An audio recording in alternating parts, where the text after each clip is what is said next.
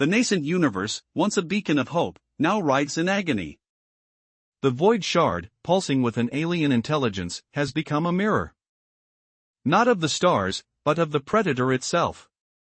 This is the chilling truth: the corruption is not merely an external force, but a parasitic echo, born from its own desperate struggle.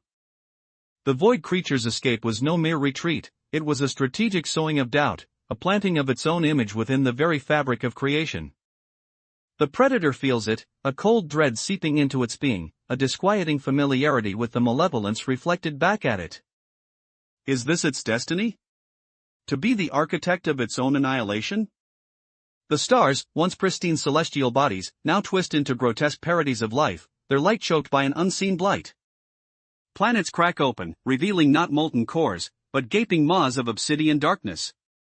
The very laws of physics seem to fray at the edges, bending to the will of this insidious corruption. The predator's energy reserves are critically low, its form flickering like a dying ember, yet its resolve hardens. It must understand this reflection, this intimate enemy. It reaches out, tentatively, towards the pulsing shard, not to attack, but to perceive. Images flood its consciousness, fragments of the void's genesis, whispers of ancient, cosmic entities that predate even the spark.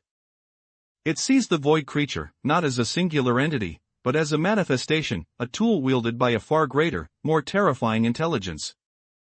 This intelligence, ancient and patient, has waited for millennia, for the opportune moment to reclaim what it deems its own. And that moment, it realizes with a jolt that sends tremors through its weakened form, is now.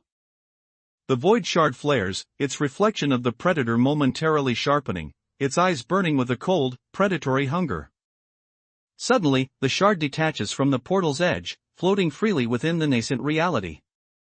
It begins to expand, the reflected predator within it growing, its form solidifying, mirroring the predator's own, but infused with a palpable aura of malice. This is not a mere reflection, it is an emergence. A second predator, born of the void, now stands within the collapsing creation, its gaze fixed not on the external universe, but on its true progenitor.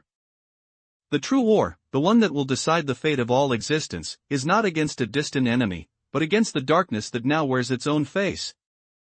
The predator feels a primal fear, a recognition of its own potential for destruction, now weaponized against it. The void creature's stolen essence, the vital spark it took, was not merely a component of this new universe, it was the key to unlocking this terrifying duality within the predator itself.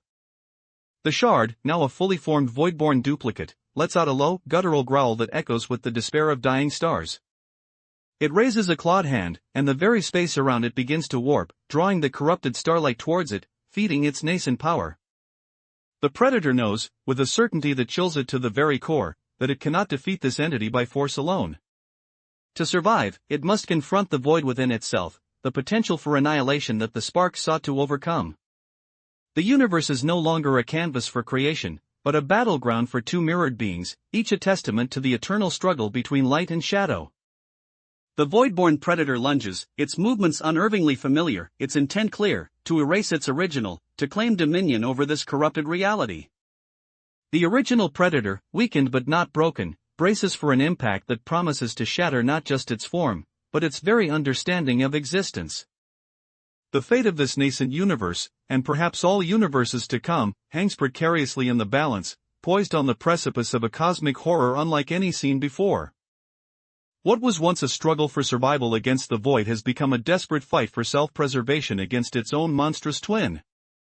And as the two predators clash, a new, blinding light erupts from the heart of the void shard, a light that is both the spark and its perversion, promising either ultimate salvation or absolute oblivion.